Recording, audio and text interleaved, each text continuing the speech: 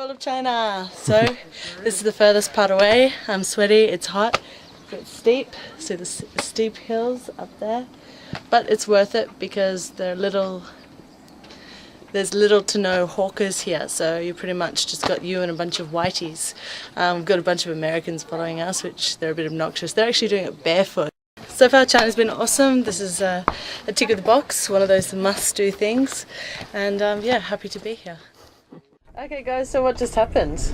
Well, your friend that you met in Japan, who is now on the Trans-Siberian Rail with us, having a cup of tea,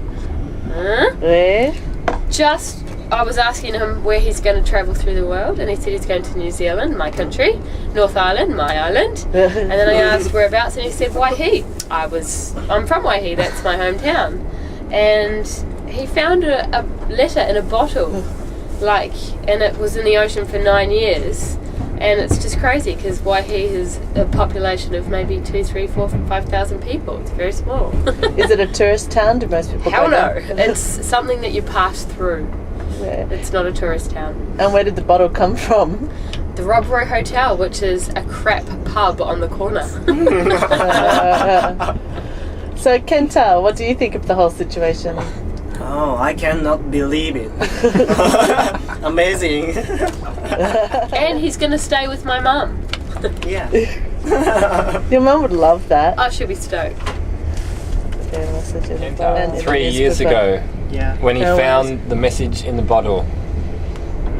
It's just crazy when Japanese newspaper. You can meet people all over the world, and it's just the smallest little thing. Like, he found a bottle from my hometown. That's just mental. If you go to Waihi, you'd understand the significance of this. It's just crazy. Are you excited to meet her mum? Yes. Yes, very excited. Because it's the so small town, so it took a long time to search this to find Rob Roy. Yes, it's a 10-minute walk from my mum's house. How did you find the Rob Roy Hotel? On the internet? How did you find it? On the internet. Maybe Crazy New Zealanders. only 2 bottles to Japan. Maybe me and her. Yes. It's like the golden ticket. Yeah. Hey, look, it's a good tourist thing. But I'm sorry, but you're going to be disappointed when you get there. It takes a message in a bottle to get people there. Apparently. So New Zealand. But the beach there's beautiful. Yes, you can go to Waihi Beach. It's a gorgeous area. Very nice. If you're not from there, I think it would be much more, amazing. What do you think of everything that just happened? It's awesome. You've been to Waihi. What do you think of Waihi? It's a beautiful small town in New Zealand. It's a working town, and it's got 3 or 4 pubs, and the Rob Roy being one of them. And I'm just so stoked that someone picked up a message in a bottle and is following their dream and going to visit the place where it came from. It's just awesome. Messages in a bottle in the sea for years. It was thrown into the sea in the Northern Hemisphere in 2001, and it was picked up 3 years ago in about 2007 by Kenta. So the bottle was in the sea for 6 years, and then it was picked up, and now another 3 or 4 years later Kenta is going to New Zealand. That's awesome. That is so cool. Is that because you love adventures about sailing? Yeah, definitely, but adventures and random adventures in general. Yeah, what a great start to an adventure.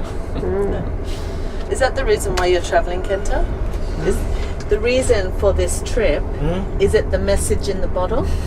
Is it because of? Because of one of the reasons. Yeah. Yes. Yeah. But it's a big reason. A big reason. A big reason. Yes.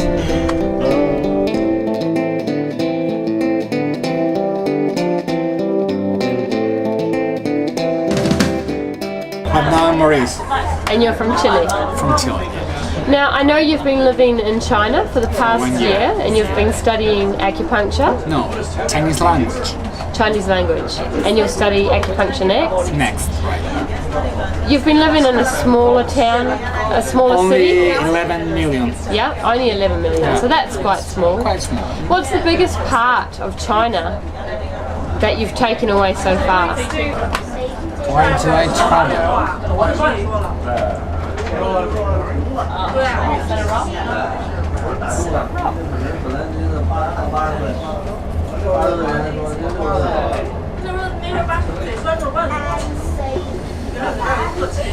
Because I got the opportunity to meet people that in my hometown I'm not gonna meet. That's why I'm traveling.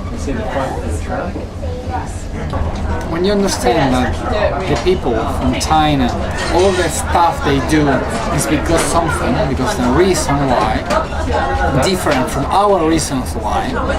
Like, for example, you know, they speed in the street, they are rude, they are many things that we don't, but it's because they are different in a different way. Because of the costumes, so the traditions, and third, the medicine. Many things that they do is related with the medicine.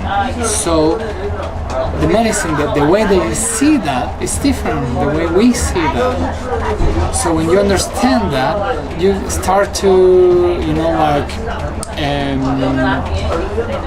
more comprehensive about them. And they are rude in some stuff, but they are very polite in others, that we are not, so we don't catch them. And did you find any of it offensive when you first arrived? Offensive? Not really. Not really.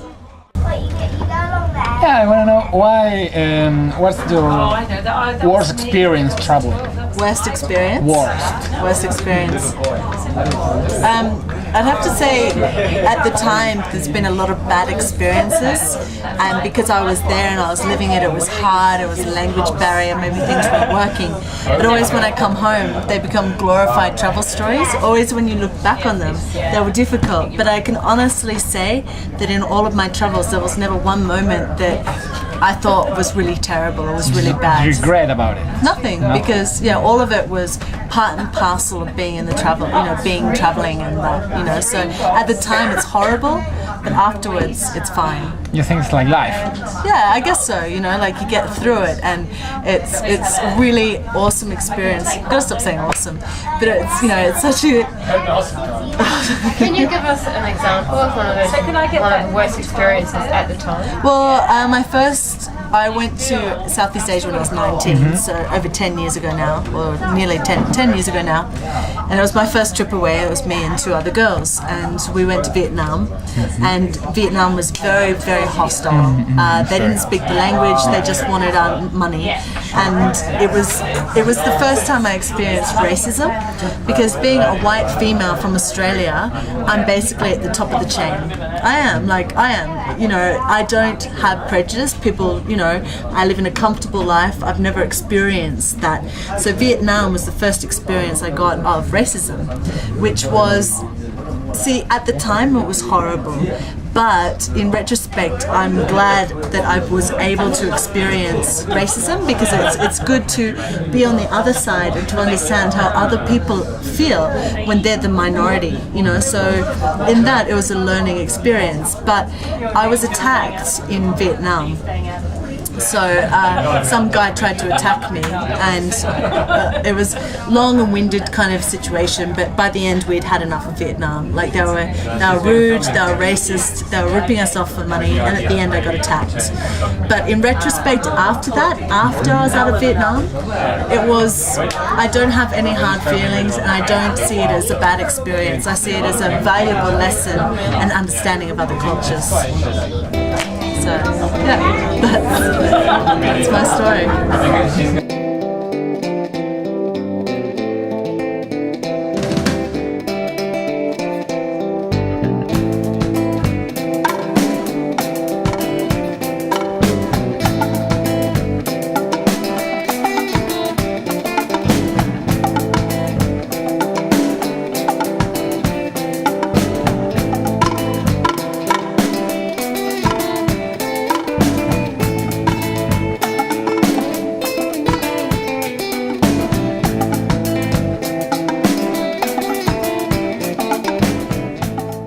what do you think about Japanese traveling style of traveling?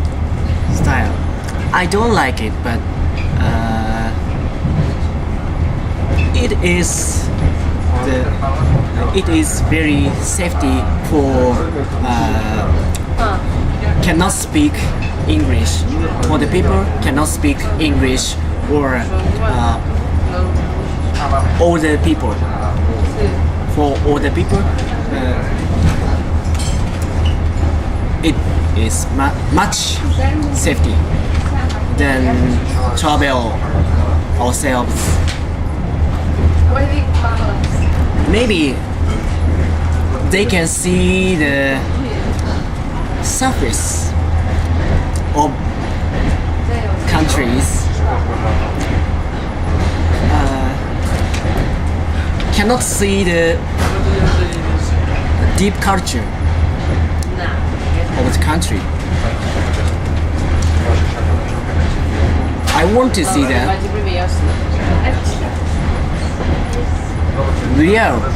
real life,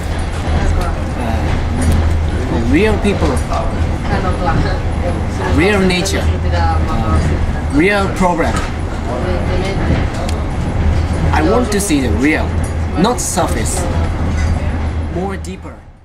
We're coming to the end of the trip from Beijing to Ulaanbaatar, and it's been a really pleasant and lovely experience. The train has been amazing. Wasn't the biggest of cabins, but they were really clean and comfortable. The dining car has been really lovely, nice to hang out in. And finally, for 2 weeks we have beautiful blue sky. So it's really nice to see some blue sky after being in China for 2 weeks, and hopefully this cold is going to shake, because I had a cold for 2 weeks now. I'm not really a cold, but just snot and coughing, and it's been really quite gross. In terms of travel experience, I'm still feeling a little bit disheartened about the whole thing, I guess. I'm feeling that there's more to traveling, and I don't really want to talk to people, and I'm finding people's experiences are very, generic and sterile. And over my 10 years of traveling has changed a lot. Everybody has their laptops, their iPhones, their phones, so from going from air-conditioned taxi, going and taking some photos, going back to their hotel, they're on Skype with their family and friends. At the end of the day, they haven't really left home. They're not really out there expressing or being in another culture, because they're so wound up and connected to technology. Constantly on Skype, constantly on their email, constantly checking, and it sort of seems like a lot of the time they're not actually enjoying what's around them. They're more concerned about connecting with back home. So things have definitely changed. When I used to travel, we'd check an email once a week, or maybe call home once a month, but these days it's just all connected, and things are very, very, very different from why bother leaving home if the whole time you're just going to be surfing the internet and checking your emails on Facebook, for example. Why even leave your country? So I guess that's what I'm finding it hard to adjust to and battle to, is people's lack of wanting to get in and amongst things in their culture. They're just sterile, generic travelers who just carry on through with all their technologies connected and plugged in back home. Why leave home? Just superimpose yourself into photos. Sit at home and be on the internet and put yourself in photos, because it would have saved a whole lot of time and energy. Yeah. Okay. Thanks, What do you think about the travel using technology? What do you think? Look, it's convenient, and I can't say my hands are without blood, because I myself have a computer. I bought it, I guess, to download and to have my videos. But I am, I'm not innocent. I've been on the internet a lot, coming home, and instead of being out in the street and having a beer and talking to locals, I'm up in the air-conditioned room on Facebook, and that just upsets me a bit, or just makes me a little bit,